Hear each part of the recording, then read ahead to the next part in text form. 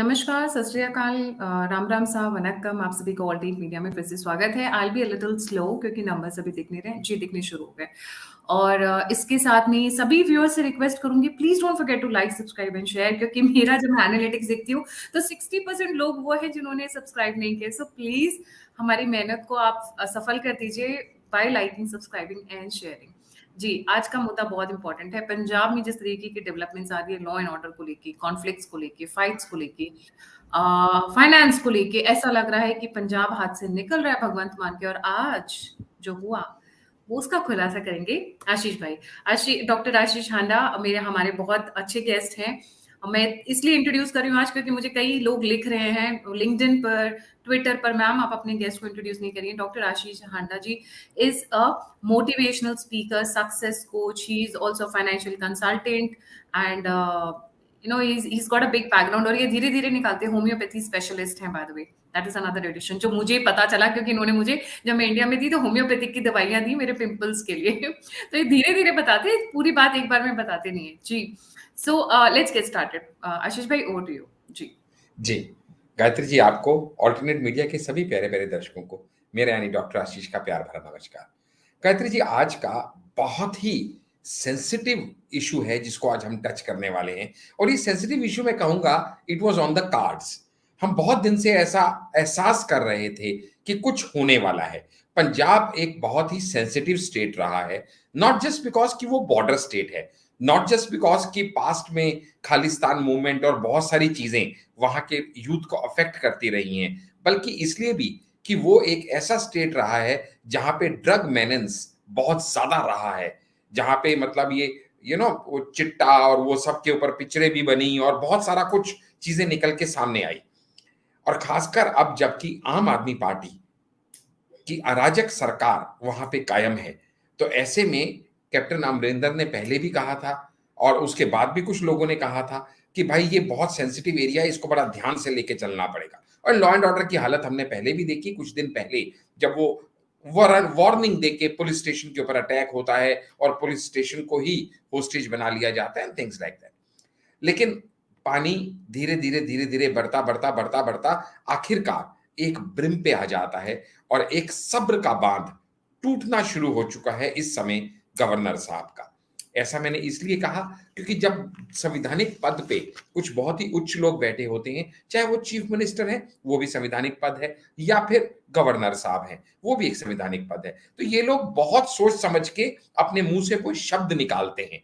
और अगर उनके मुंह से ऐसे शब्द निकले कि भाई अब मैं आखिरी वार्निंग दे रहा हूं, और ये आखिरी वार्निंग इस बात की है, या तो तुम मेरी रिक्वेस्ट को, मेरे डिसीजंस को, मेरी मांगी गई इंफॉर्मेशन को कंप्लाई करो, नहीं तो मैं रिकमेंडेशन कर दूंगा प्रेसिडेंट द्रौपदी मुर्मू से कि यहां पे प्रेसिडेंट रूल लगाया जाए।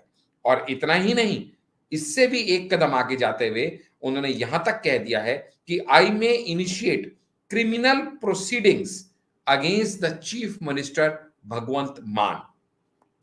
अब आपके ऑडियंस सोच रहे होंगे कि आखिर ऐसा तो क्या हो गया।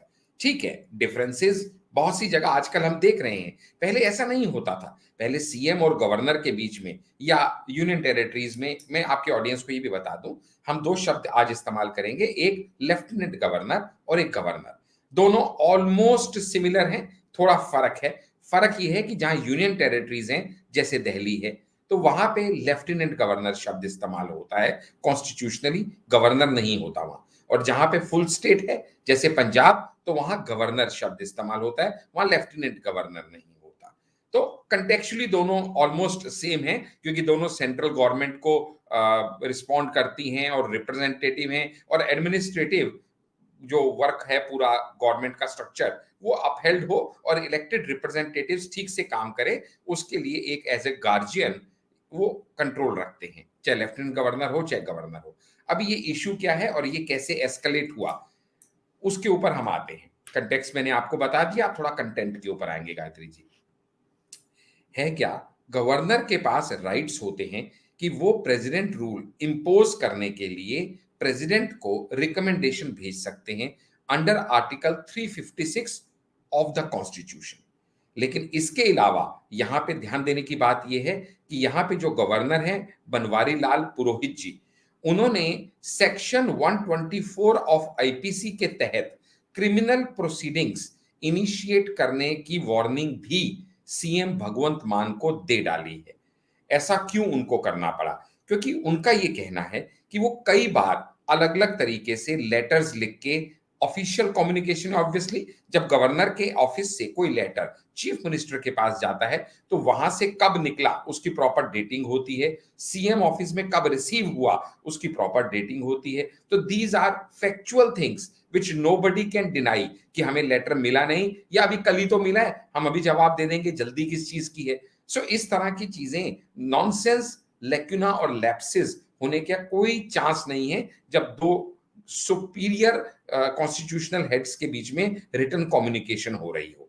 और रिटन कम्युनिकेशन होना इस बात का सबूत है कि वो कहीं ना कहीं ट्रैक रखना चाह रहे हैं कि भाई मैंने कितनी बार इनको रिक्वेस्ट कर ली, कब कब रिक्वेस्ट कर ली, ताकि बाद में ये ना कह के पल्ला झाड़ दिया जाए भाई हमें तो कहा ही कब था, कल ही तो कहा था, परसों ही तो कहा था। खैर एनी हाउ, सो ये दोनों के बीच की जो टसल है वो कई बार से देखी चली जा रही है। इस बार की टसल बहुत ज्यादा अगली हो गई है क्योंकि इस बार का इश्यू बड़ा सेंसिटिव है। इस बार का जो इश्यू है जिसके ऊपर गवर्नर साहब ने सीएम साहब से बार बार एक्शन लेने को कहा है, वो है पंजाब में ड्रग्स का बढ़ता हुआ मेनेस को लेके। जो इरेगुलरिटीज, जो फ्रीली अवेलेबिलिटी ड्रग्स की हो रही है पंजाब के अंदर, उसके ऊपर ये पूरा का पूरा मामला निर्धारित है। अगर आपके ऑडियंस को पता ना हो तो थोड़ा सा मैं ये बता दूं कि दिल्ली में ये अराजकता के ऊपर जब बवाल उठा था तो वो सिर्फ लिक्वर स्कैम तक था और सुनने में आया था कि इसी तरह की कुछ पॉलिसीज पंजाब में भी इंप्लीमेंट की गई है। लेकिन यहाँ पे गायत्री जी इससे एक कदम और आगे चली गई बात। क्यों आगे चली गई? कि वो जो लिक्वर वेंड्स थे, वो जो लिक्वर के बहुत ज्यादा बिजनेस को बढ़ाने के लिए लिबरलाइजेशन कर दिया गया, उसके अलावा इस समय गवर्नर साहब ने यह कहा है कि उनके पास बहुत सारी इंस्टीट्यूशन से रिपोर्ट्स आई हैं, कंप्लेंट्स आई हैं कि ये जो गवर्नमेंट कंट्रोल्ड लिक्विड वेंड्स हैं एज वेल एज केमिस्ट हैं, यहां पे ड्रग की इजी अवेलेबिलिटी कराई जा रही है। सोच के देखिएगा, लिक्विड वेंड्स में ड्रग्स की अवेलेबिलिटी, वो भी गवर्नमेंट ओन्ड लिक्विड वेंड्स में। Has anybody ever thought of it? और आगे जाते हुए उन्होंने ये भी कहा है कि इसके ऊपर स्ट्रिंजेंट एक्शन लेते हुए, ये सिर्फ रूमर्स नहीं है, ये सिर्फ स्पेकुलेशन नहीं है, ये सिर्फ फियर मॉन्गरिंग नहीं है, इसके ऊपर ऑलरेडी क्रैकडाउन करते हुए एनसीबी ने और चंडीगढ़ की पुलिस ने अब तक 66 लिक्वर वेंट्स को लुधियाना में सील कर दिया है जहां पे ड्रग्स पाई गई हैं। 66। सो इट्स नॉट जस्ट कि एक स्पेकुलेशन है। और ये भी रिपोर्ट्स कह रही हैं कि इस समय ऑलरेडी वो सिचुएशन आ गई है जब every 1% in the 5 persons in Punjab, that means 1 in 5 होता है 20%, is expected to be an addict to drug. 20% लोग ड्रग एडिक्ट, ऐसी रिपोर्ट आ गई है पंजाब की। और इतनी सबके ऊपर जब लॉ एंड ऑर्डर की मशीनरी ब्रेकडाउन हो रही है गायत्री जी, तो आप हैरान हो जाएंगे कि जो विलेजर्स हैं, वो भी रिपोर्ट्स हैं, they have resorted to coming to streets. और यहां तक कि उन्होंने विलेज डिफेंस कमेटीज बना ली हैं क्योंकि लॉ एंड ऑर्डर का टोटल ब्रेकडाउन हो गया है। तो अपने बच्चों को ड्रग्स से बचाने के लिए विलेजर्स ने विलेज डिफेंस कमेटीज बना के अपने आप लॉ एंड ऑर्डर को रिस्टोर करने का प्रयास करना शुरू कर दिया है। और इतने गहन मुद्दों के ऊपर, इतने गहन एलिगेशंस के ऊपर जब रिपोर्ट्स गवर्नर के पास जाती है तो वो डेफिनेटली सीएम से पूछता है भी आप इसके ऊपर क्या एक्शन ले रहे हो, आपने अब तक क्या स्टेप्स उठाए। और हैरानी की बात यह है कि वो जितनी भी कम्युनिकेशन लिख रहे हैं सीएम मान को, वहां से कोई जवाब नहीं आ रहा। Nobody is bothering to reply to the queries raised by the honorable governor. This is what irked the governor. और उन्होंने अब ये कह दिया है कि in the light of the Supreme Court observation as to what contribute the dereliction of constitutional duties in terms of Article 167B, I am pained to point out that there is a reason to believe that there is a failure of constitutional machinery in the state. Actually है क्या, article 167 of constitution जो है ना गायत्री जी, वो ये कहता है कि गवर्नर के पास ये पावर्स हैं जिसके तहत वो सीएम से पूछ सकता है कि कोई भी इंफॉर्मेशन जो उसने लेनी हो कि भाई आप मुझे बताइए कि इस एक्शन के ऊपर आपने क्या किया। लेकिन वहीं पे आर्टिकल 167 बी ये कहता है कि अगर वो उसको नहीं कंप्लाई कर रहा है तो वो स्टेप्स को फर्दर एस्केलेट करते हुए president rule 356 article of constitution के तहत वो उसको रिकमेंडेशन भेज सकता है। और यहां पे तो उससे बड़ी बात यह है कि उन्होंने यहां तक कह दिया है कि आपने विधानसभा का सेशन बुलाया, मेरे मना करने के बावजूद आपने विधानसभा का सेशन बुलाया, और वो भी तब जबकि ऑलरेडी एग्जिस्टिंग विधानसभा का सेशन, बजट सेशन आपका एक्सपायर हो गया था, फिर भी आपने बिना कोई प्रॉपर एजेंडा होते हुए और मेरे मना करने के बावजूद जून 20 को फिर से एक सेशन बुलाया और उसमें गवर्नर के अगेंस्ट डेरोगेटरी स्टेटमेंट्स दी, ट्वीट्स किए गए, वीडियो बाइट्स दी गई, मीडिया पे आके कहा गया।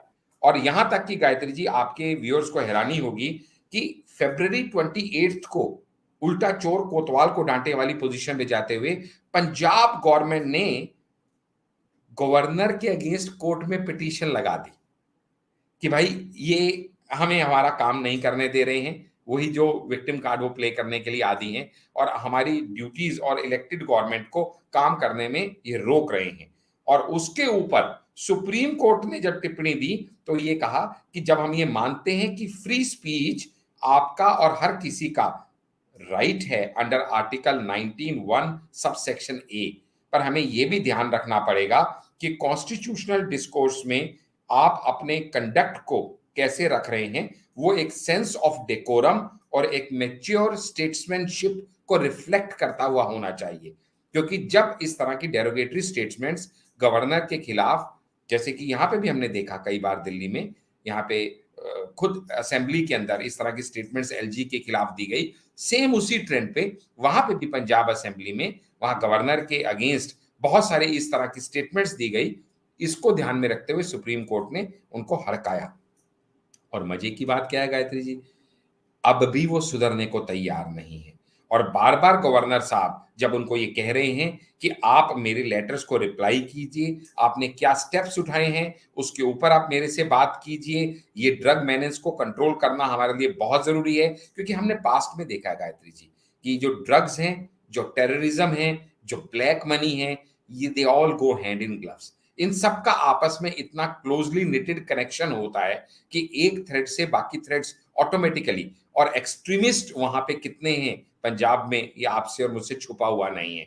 खालिस्तानी मूवमेंट वहां पे कितनी है, कितने ही पंजाब, आजादा पंजाब शायद कनाडा में बैठा हुआ है, और कनाडा से ही ये एक्सट्रीमिस्ट और खालिस्तानी मूवमेंट को किस तरह से स्पॉन्सर किया जाता है, ये भी आपसे और मुझसे छुपा हुआ नहीं है। So all those reasons makes it all the more important for a governor कि जब ऑलरेडी एक सेंसिटिव स्टेट के आप गवर्नर हो तो it's like you are sitting on a time bomb which is ticking tick tick tick tick tick and ready to explode any time। तो कहते हैं ना, बारूद के ढेर पे बैठ के सिगरेट पीने की गुस्ताखी नहीं करनी चाहिए। कुछ ऐसा ही वहां पे गवर्नर साहब को स्मेल आ रही है कि things are not going the right way. कहते जी ये पहली बार नहीं है कि जब गवर्नर ने या प्रेसिडेंट रूल अप्लाई करने में पंजाब में ये बात उठी है। प्रेसिडेंट रूल इंडिया में पहले भी बहुत बार लग चुका है। पंजाब की अगर मैं बात करूं तो अब तक 8 बार पंजाब में प्रेसिडेंट रूल लग चुका है। और सबसे पहला प्रेसिडेंट रूल तो 20 जून 1950 को ही लग गया था, यानी इंडिपेंडेंस मिलने के इतना नजदीक से।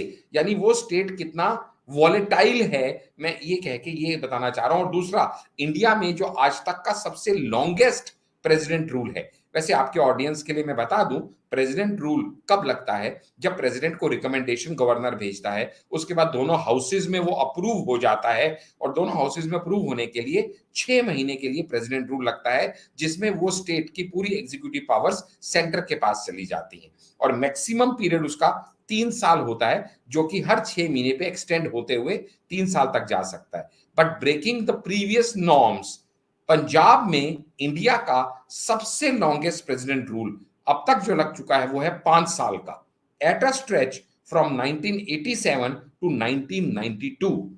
ये फैक्ट्स इसलिए समझने पड़ेंगे हमें कि गवर्नर साहब जिस चीज से डर रहे हैं कि भाई सिचुएशन आउट ऑफ हैंड ना हो जाए, कहते हैं ना नासूर को छोटा सा में ही बड में ही खत्म कर दो तो अच्छा है, बजाय इसके कि वो बाद में बड़ा हो जाए और फिर हाथ या पैर कटवाने की नौबत आ जाए। ऐसा ना हो।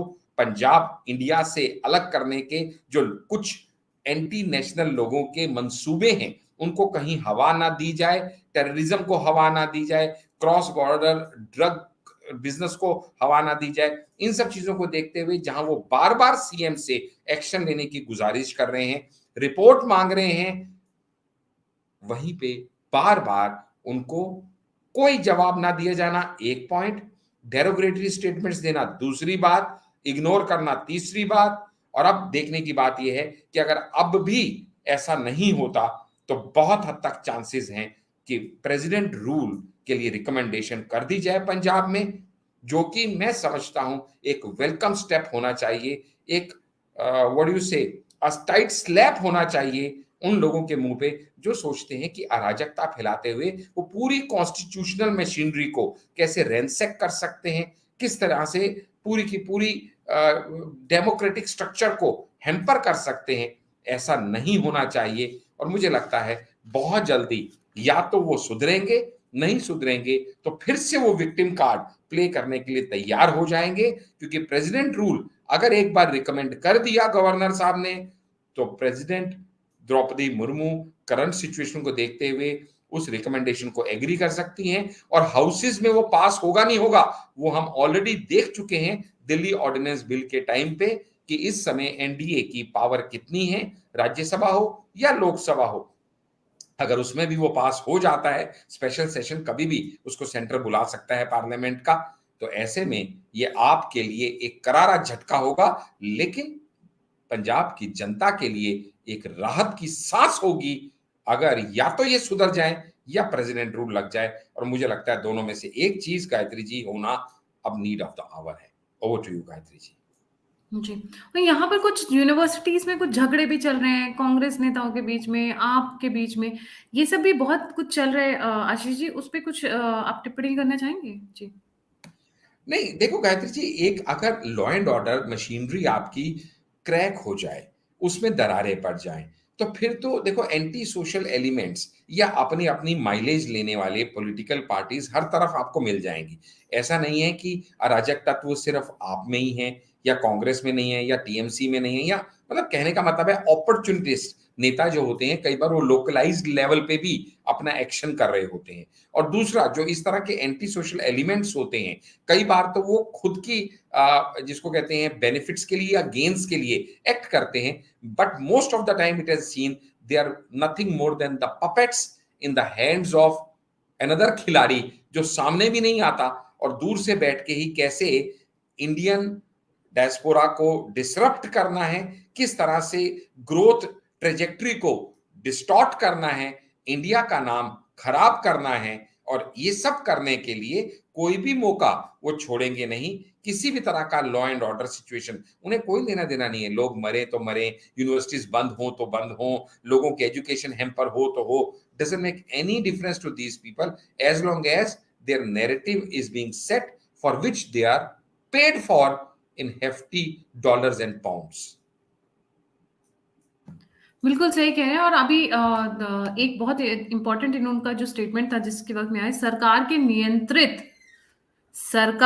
के नियंत्रित शराब ठेकों से ड्रग्स बेची जा रही हैं। Can you imagine that? जी मैंने बताया ना आपको 66 लिक्वर वेंट्स ऐसी ऑलरेडी लुधियाना में बंद कर दी गई हैं चंडीगढ़ पुलिस के एक्शन और एनसीबी के जॉइंट एक्शन से। So these are real data. और उससे बड़ी बात केमिस्ट शॉप्स पे भी ये हो रहा है। आप सोचिएगा केमिस्ट कितनी शॉप्स इजी पे? अवेलेबिलिटी। जी, केमिस्ट शॉप्स पे and government owned liquor shops पे ये होने की रिपोर्ट्स गवर्नर साहब ने अपने ऑफिशियल लेटर में सीएम को लिखी है, जिसका लेटर को उन्होंने अब मीडिया में रिलीज कर दिया है। It's being mentioned in the official communication to the CM. Still, he's not getting any reply. This is what's irritating him to the brim of his patience. बिल्कुल सही। It is very disturbing element, मैं ये बोलूँगी, क्योंकि देखिए पंजाब में already 20-25%, ये तो लोअर फिगर्स बता रहे हैं सर, जितना मुझे पता है वहाँ पे 30% of the population is under the influence of drugs, and drugs के साथ साथ एड्स और शराब तो खैर है ही, क्योंकि ज़्यादातर वहाँ पर सिरेंजेस इस्तेमाल की जाती है। सूंघने का सिस्टम मुंबई में ज़्यादा है, सिरेंजेस का सिस्टम पंजाब में ज़्यादा है, और आप इसी से एड्स भी फैल रहा है वहाँ पर, क्योंकि पहले कभी एड्स नहीं होता था अगर आप देखा जाए। दूसरी इसके साथ में सबसे बड़ी प्रॉब्लम क्या है कि बॉर्डर स्टेट है यहाँ पर। मैं यही कहना चाहूंगी कि पता नहीं कैसे ये लोग नहीं देख पाए पाकिस्तान की चालबाजी, कि बॉर्डर स्टेट पर होकर पाकिस्तानी ये आइडेंटिफाई कर लिया कि सिख बटालियन, सिख जवान, सिख लड़के, सिख बहादुर भाई, वो उनको अगर आपने तोड़ दिया, उनको दीमक की तरह खोखला कर दिया, तो आपने बाजी मार ली। उन्होंने उसी के चलते ड्रग्स को पुश करना शुरू किया across the border from Pakistan. और पंजाब में ये आज की डेट में जिस तरीके से फैला हुआ है, seriously it's it's very bad. मैंने पीछे भी एक दो बार वीडियोस किए हैं, वहां पर अगर आप देखेंगे, जवान लड़कियां who supposed to get married and take care of family, और they have to करियर में प्रोग्रेस करना, उस तरीके की चीजें करना, वो ड्रग्स के नशे में, और वो भी इंजेक्शन से, ड्रग्स के नशे में सड़क पर गिर रही हैं। कोई नाली के पास चलते हुए गिर रही है, कोई कहीं की, इस तरीके की वीडियोस आती हैं तो दिल दुखता है। और अगर रिपोर्ट मांग ली तो क्या किया, वो उनका constitute, and he is not suppose to ask for it, by the way the governor is not suppose to ask for it, it should be there on his table, जो कॉन्स्टिट्यूशनल प्रोटोकॉल कहता है। गायत्री जी, आपको आपके viewers को एक चीज और बताऊं, यहाँ पे अभी दिल्ली में आपने देखा होगा कि अगर वो कोई मान लीजिएगा उन्होंने आतिशी को इंक्लूड करना है, मिनिस्ट्रीज कुछ देनी है, तो उनको एलजी के पास पहले अप्रूवल देना होता है, सौरभ भारद्वाज को हटाना है तो देना होता है। तो ऐसे में अगर एक दिन 2 दिन हो जाए ना, तो वो हल्ला मचा देते हैं कि हमने एलजी साहब को 2 दिन से भेजा हुआ है, एलजी साहब ने रोक दिया, लोगों की पेंशन रोक दी, लोगों की तनख्वाहें रोक दी, बजट को डिले कर दिया, जबकि उन्होंने एड वाले बजट के कॉलम के क्वेश्चन मार्क लगाए थे। और ऑफिशियल रिकॉर्ड लेटर में ये चीज गवर्नर साहब ने मेंशन की है कि मैंने सीएम साहब को ये सारे कंसर्न्स, ये सारे डाटा के साथ जो एक्सप्लेनेशन मांगने के लिए लेटर भेजा था, इट वाज ऑन द 1 अगस्त, और आज 25 अगस्त है, और आज तक मुझे कोई रिप्लाई नहीं मिला, इवन आफ्टर 25 days। जी, और सबसे फनी बात है ना कि मतलब अब मुझे ये समझ में आ रहा है कि ये जो रिपोर्ट जाएगी, ये राघव चड्ढा देंगे या भगवंत मान देंगे। मैं अभी जस्ट मजे ले रही हूँ ऑन अ फनी साइड, मेरे व्यूअर्स सभी समझते हैं, क्योंकि अगर देखा जाए तो राघव चड्ढा की बिना अप्रूवल के भगवंत मान किसी फाइल पर साइन नहीं करते हैं। राघव चड्ढा आजकल दूसरी दुनिया में, वो दूसरी दुनिया पे भी बहुत जल्दी रोशनी डालूंगी, इतना सब कुछ हैपनिंग हो रहा था, तो मुझे लगा थोड़ा ब्रेक दे दिया जाए, थोड़ा मौका सही आने दीजिए। अब थोड़े मौके आने शुरू हो रहे हैं, क्योंकि इस वक्त राघव चड्ढा एक नई प्लानिंग के तहत काम कर रहे हैं, और वो प्लानिंग अरविंद केजरीवाल की फेवर की नहीं है। अरविंद केजरीवाल और राघव चड्ढा बहुत जल्दी आमने सामने होने वाले हैं, जिस तरीके से रिपोर्ट्स आ रही हैं, इसीलिए दोनों के बीच में बन भी नहीं रही है। अगर आप देखें तो लेटेस्ट जो जो लास्ट INDI वाला था, उसमें राघव चड्ढा नहीं थे। अभी जो ये पीछे गए हैं किसी मीटिंग के लिए, सॉरी, जो छत्तीसगढ़ गए हैं मीटिंग करने, अपना मोर्चा खोलने, वहां पर राघव चड्ढा नहीं थे। तो बहुत सारी चीजें जो है वो आपको रीड बिटवीन द लाइंस करनी पड़ती हैं। बट यस, सुपर सीएम है राघव चड्ढा। जगप्रीत सिंह बत्रा जी शायद पंजाब से हैं। Thank you sir for the comment. Yes, Raghav Chadha is the super CM of that state, and without any power he is holding so many portfolios. बिना उनकी उनकी कलम के ना वहां पे अपॉइंटमेंट्स नहीं होती हैं, वहां पे ट्रांसफर्स नहीं होते हैं। बट इसके साथ साथ जो अभी सिचुएशन वहां की यूनिवर्सिटीज की है, on a winding up note, जो सिचुएशन वहां की यूनिवर्सिटीज की हैं बद से बदतर हैं। गैंग वॉर्स हो रहे हैं कॉलेजेस में, आप अपने बच्चों को पढ़ने के लिए भेज रहे हैं, गैंग वॉर्स के लिए भेज रहे हैं। ड्रग्स पहुंची हुई है, गैंग वॉर्स शुरू हो गए हैं, उसमें कांग्रेस और आम आदमी पार्टी के आपस में बीच में लड़ाइयां हो रही हैं। अभी रिसेंटली एक सीन हुआ जहां पे कांग्रेस के एक नेता पहुंच गए थे एक यूनिवर्सिटी में, उसको लेकर बवाल मच गया और झड़पें शुरू हो गई। और सेकेंड, ये वही पंजाब है जिसने किसान प्रोटेस्ट का पूरा जिम्मा उठा रखा था। किसान प्रोटेस्ट के नाम पे मोर्चा खोलती, सबको रात से पहले उठा दिया, रात के 12 बजे से पहले ही सबकी धर पकड़ के और सबको पैकअप किया वैन्स में, चलो।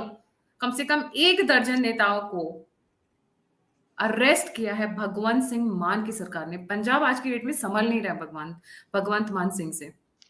आप वैसे तो बड़ा परचम लहरा रहे थे, दिल्ली के बॉर्डर पे आप बैठे हुए थे, वो कौन था आशीष जी, वो जो वेस्टर्न यूपी से आते हैं जो नेता, टिकैत, किसान आंदोलन, तो आपने अपने किसान आंदोलन के लीडर्स को अरेस्ट क्यों किया भगवंत मान जी, और वो भी रात में?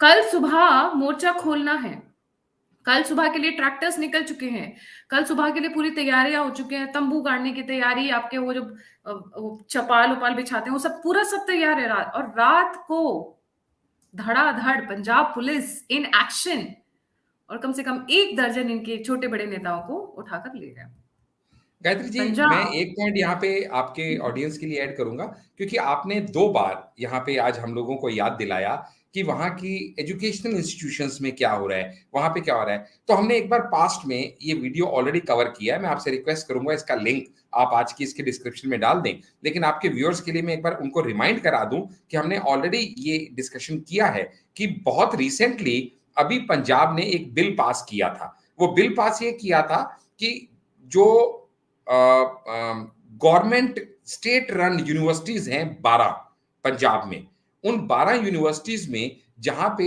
चांसलर की पोस्ट गवर्नर होल्ड करते थे, वो बिल पास करके इन्होंने, क्योंकि एब्सोल्यूट मेजोरिटी में है, गवर्नर को रिप्लेस करके चीफ मिनिस्टर ऑफ पंजाब को उन 12 की 12 स्टेट रन यूनिवर्सिटीज में चांसलर बना दिया था। और इतना ही नहीं, आपके व्यूअर्स को यह भी जानना चाहिए कि ऐसा बिल पास करके सीएम को चांसलर बनाने वाली 4th स्टेट ये बन गई पंजाब। और इससे पहले की 3 स्टेट कौन है वो बता दूंगा, तो आपको समझ में आ जाएगा ये कहां से महाराष्ट्र, लेसन ले रहे हैं। Maharashtra, Tamil Nadu, West Bengal, West Bengal, Karnataka and Kerala, ये 3 states, West Bengal, Karnataka and Kerala. इसके बाद Punjab became the 4th state, जहां पे CM became the governor, replacing the governor, he became the vice chancellor of the universities. और उसका प्ली उन्होंने क्या दिया था गायत्री जी? प्ली उन्होंने ये दिया था कि भाई जो वाइस चांसलर है वो ऐसा व्यक्ति होना चाहिए जो जमीन से जुड़ा हो, जो पंजाब को जानता हो, लेकिन जो गवर्नर है ये जानता ही नहीं है कुछ भी पंजाब के बारे में, इसलिए इस जैसे व्यक्ति को यहाँ पे वाइस चांसलर होने का कोई राइट ही नहीं है। सो इसलिए अब यूनिवर्सिटीज की जो भी हालत है उसके लिए भी उसका चीफ मिनिस्टर जो है वो जिम्मेवार है, क्योंकि चांसलर भी वही है और वाइस चांसलर भी उसकी मर्जी से अपॉइंट किया गया। जी, इसी के साथ वाइंड अप करना चाहूंगी जाते जाते 2-3 क्विक पॉइंट्स। ड्रग्स, अल्कोहल, गुंडागिरी, बदमाशी, लॉ एंड ऑर्डर, पर इन सब में सबसे बड़ा और सबसे इंपॉर्टेंट पॉइंट है द बॉर्डर विद पाकिस्तान, जो कि पोरस बॉर्डर है और जिसका फायदा उठा के वहां से ड्रोन्स के थ्रू बार बार वहां से ड्रग्स भेजी जाती है, हर तीसरे दिन पकड़ी जाती है, इन्फिल्ट्रेशन के काम कोशिश करने की कोशिश की जाती है। इसलिए Punjab becomes a very very important and critical state. तो अगर गवर्नर ने आगे आकर ये वार्न किया कि भैया संभल जाओ, नहीं तो प्रेसिडेंट रूल लगाने में मुझे टाइम नहीं लगेगा, let's not take the BJP government and Modi ji for granted, क्योंकि जहां से हमारी सोच खत्म होती है वहां से उनकी सोच शुरू होती है। जो अनएक्सपेक्टेड है वो कितनी जल्दी निकल कर आता है वो सभी ने देख लिया है पीछे। बहुत लोग हम खुद ही कई बार अकाली शॉक हो दल जाते ने हैं। भी इसको सपोर्ट कर दिया है, गवर्नर के डिसीजन को, कि भाई आप इसमें प्रेसिडेंट रूल लगा दीजिए। हालात है यहाँ पे कोई सेफ नहीं है, अकाली दल ने भी इसको सपोर्ट कर दिया है। अकाली दल ने भी सपोर्ट कर दिया है। So thank you so much Ashish भाई फॉर ज्वाइनिंग। जाने से पहले सभी व्यूअर्स से रिक्वेस्ट है, छोटी सी रिक्वेस्ट है, please don't forget to like, subscribe and share the alternate media. अगर आप मुझसे जुड़ना चाहते हैं, कंट्रीब्यूट करना चाहते हैं, फीडबैक देना चाहते हैं, सारे लिंक्स डिस्क्रिप्शन बॉक्स में। इसी के साथ जय हिंद, जय श्री राम, हर हर महादेव।